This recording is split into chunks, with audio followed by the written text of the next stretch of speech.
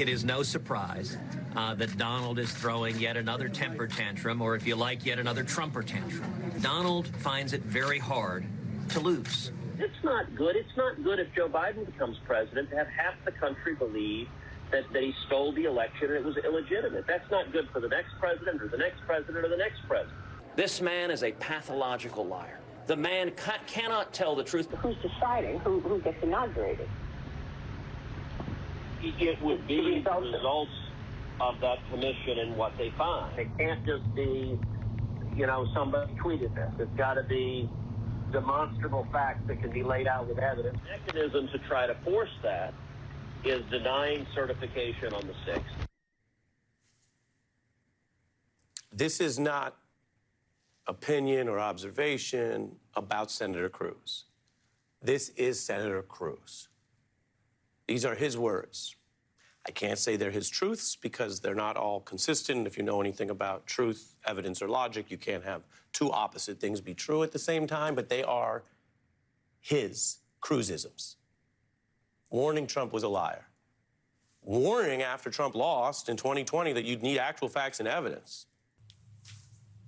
He admits it.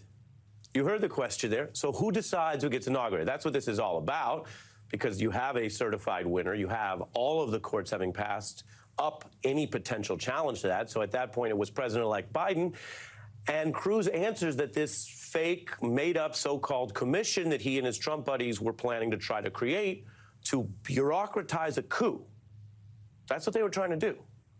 That was his answer. That's how they would steal the race.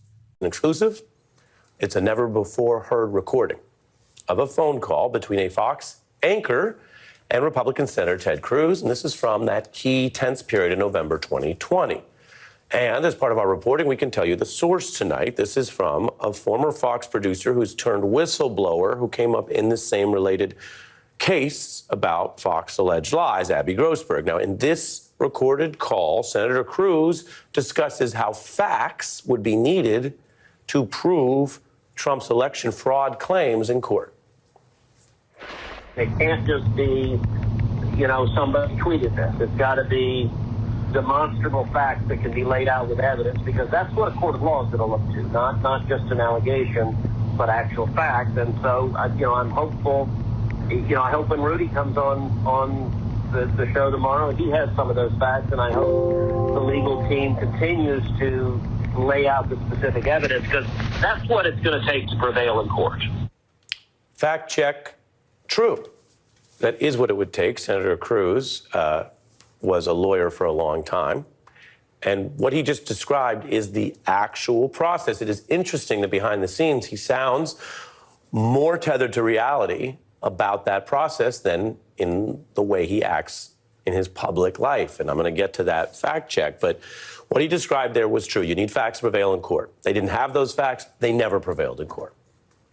It sounds like in a diplomatic way, in that November call, Senator Cruz already knew that there had been no public information suggesting that there were facts to support overturning the election, that he was even skeptical of them coming up short in court. That in a way, you're hearing a kind of a reasoned and diplomatic version of, hey, get ready to lose, and they did. The Trump team lost all those cases. It's a contrast, though, to how Mr. Cruz, and Senator Cruz, of course, played the opposite role on January 6th itself. He used his power to vote against certifying the Biden victory, which was supported by those very facts that he had referenced after. Of course, as the senator predicted, no court ever sided with the bogus lies that Trump was making for claims of fraud. I want to speak to the Republicans who are considering voting against these objections. I understand your concerns, but I urge you to pause and think. What does it say to the nearly half the country that believes this election was rigged if we vote not even to consider the claims of illegality and fraud in this election? We can now see the line from November, when he was talking about facts, to January 6th, where he was talking about the message that it sends to the people who think something. With all due respect to everyone's views, This was not a random poll. This was Congress doing its job to certify and only to object based on those very actual facts that Cruz months prior had noticed the absence of. Half the country can believe in the tooth fairy or that the tooth fairy stole the election. It doesn't mean that Congress should go out of its way after an armed insurrection, to say the least, and start just making it up to appease the people who are incorrect.